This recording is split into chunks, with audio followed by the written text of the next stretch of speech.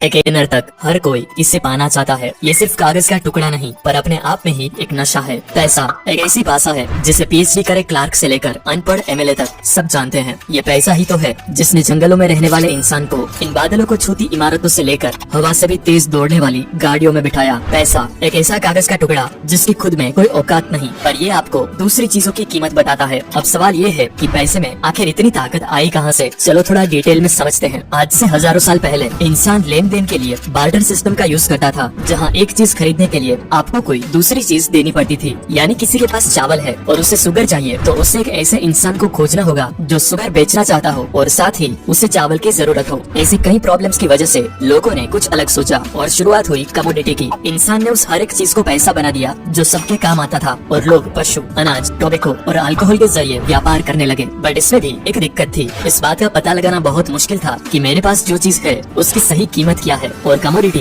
वक्त के साथ खराब भी हो जाया करती। खरीदे जानवर मर जाते, अनाज सड़ जाता। अब इंसान को कोई ऐसी चीज चाहिए जो यूनिवर्सल हो और शुरुआत हुई सोने और चांदी से बने सिक्कों की। लेकिन इस दो टांग वाले जीव को इसमें भी प्रॉब्लम थी, क्योंकि वो वजनदार सोने को लेकर घूमना फिरना और साथ ही चोरी का डर। तो कुछ सुनार और दूसरे लोगों ने मिलकर एक उपाय निकाला। उन्होंने लोगों से कहा कि तुम अपना सोना हमारे पास रख दो, हम उसे संभाल कर रखेंगे। बदले में वो सुनार उसे कागज का टुकड़ा दे देता जिसमें लिखा होता कि मेरे पास आपका इतना सोना रखा हुआ है, जिसे IOU कहा जाता। IOU मतलब कि मैं तुम्हारा कर्जदार हूँ, जिसे दिखाकर लोग कभी भी अपना सोना वापस ले जा सकते। सबको ये आइडिया काफी अच्छा लगा और लोगों ने अपना सोना उसके पास रखना स्टार्ट कर दिया। लेकिन फिर कुछ टाइम बाद सुनार लोगों को रियलाइज हुआ कि ये सिस्टम बनाने के बाद ऑलमोस्ट कोई भी इंसान अपना सोना लेने वापस आता ही नहीं और सब बस उस रसीद के जरिए ही व्यापार करने लगे थे, क्योंकि सबको यकीन हो गया था कि रसीद है मतलब सोना भी होगा ही। अब ये चीज समझने के बाद सुनार लोगों को लालच आ गई। अब उनके हाथों से बनी रसीद ही पैसा बन गया था, इसीलिए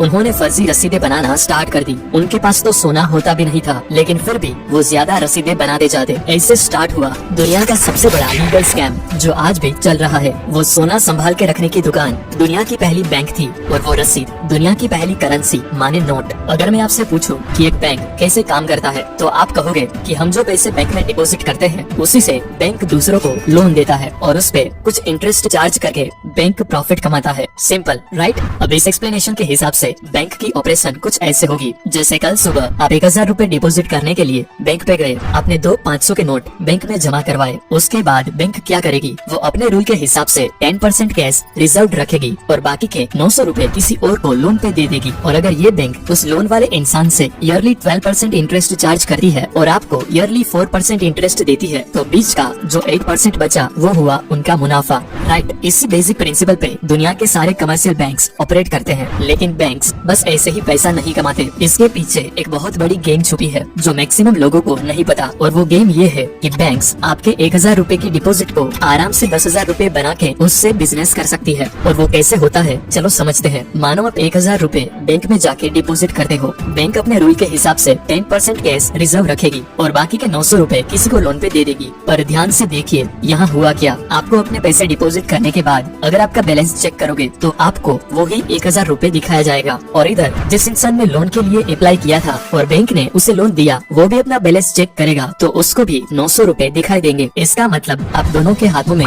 1000 और 900 रूपए की परचेसिंग पावर है, जबकि एक्चुअली उस बैंक के पास बस 1000 रूपए ही कैश है। मतलब उस बैंक ने बस अपने कंप्यूटर पे कुछ नंबर्स टाइप करके मार्केट में एक्स्ट्रा 900 रूपए की करेंसी क्रिएट कर दी, जो कि ऑफ कोर्स वर्चुअल है, क्योंकि उसे बैक करने के लिए कोई कैश तो है नहीं। और ये खेल सिर्फ यहाँ खत्म नहीं होता, ये बहुत आगे जाता है। जैसे जिस इंसान ने 900 रूपए का लोन अप्लाई किया था, उसने ऐसे ही तो लोन अप्लाई नहीं किया होगा, उसे भी वो 900 रूपए कुछ खरीदने के लिए चाहिए होंगे। और जब ये पैसा खर्च करेगा तो ये पैसा सिंपली उसके अकाउंट से ट्रांसफर होके किसी और के अकाउंट में जाके डिपॉजिट हो जाएगा और बैंक फिर से इस 900 रूपए का 10% रिजर्व रखेगा और बाकी के 810 रूपए फिर से किसी और को लोन पे दे देगा। ऐसा करते करते एक बैंक बस 1000 रूपए के कैश डिपॉजिट को 10,000 रूपए तक वर्चुअल करेंसी में कन्वर्ट करके बिजनेस करती है। आपको लगता है कि बैंक में आपके पैसे सेफ है, जिसे आप जब चाहें जाके निकाल सकते हो, बट ये एकदम सच नहीं है। अगर सिर्फ 20 से 30% लोग भी एक साथ पैसा निकालने जाए तो बैंक आपको आपके पूरे पैसे वापस नहीं कर पाएगा, क्योंकि उनके पास आपके सारे पैसे होते ही नहीं। फ्रैक्शनल रिजर्व सिस्टम की वजह से वो सिर्फ प्रोबेबिलिटी पे चलती है। फॉर एग्जाम्पल, अगर आप इस दुनिया के सारे बैंक अकाउंट के बैंक बैलेंस को ऐड करें और वो 100 रूपए होते हैं, तो उसमें से 10 रूपए से भी कम एक्चुअल केस में अवेलेबल है। बाकी के 90% से भी ज्यादा बस वर्चुअल डिजिट है जिसे बस आप अपने मोबाइल या कंप्यूटर स्क्रीन पे देख सकते हो। बॉस, पैसों की इस मायाजाल को जानबूझ के कॉम्प्लिकेटेड बनाया गया है ताकि एक आम इंसान इसे इजीली समझ ना पाए और वो इस सिस्टम में ही फंसा रहे। लोगों को लगता है कि करेंसी और मनी एक ही चीज है, लेकिन ऐसा है नहीं। करेंसी एक मीडियम ऑफ एक्सचेंज है, जबकि मनी खुद वैल्यूएबल एसेट है। आपके घर में पड़ा 1000 के नोटों का बंडल रातों रात कागज हो जाएगा अगर गवर्नमेंट उसे नामंजूर कर दे, क्योंकि वो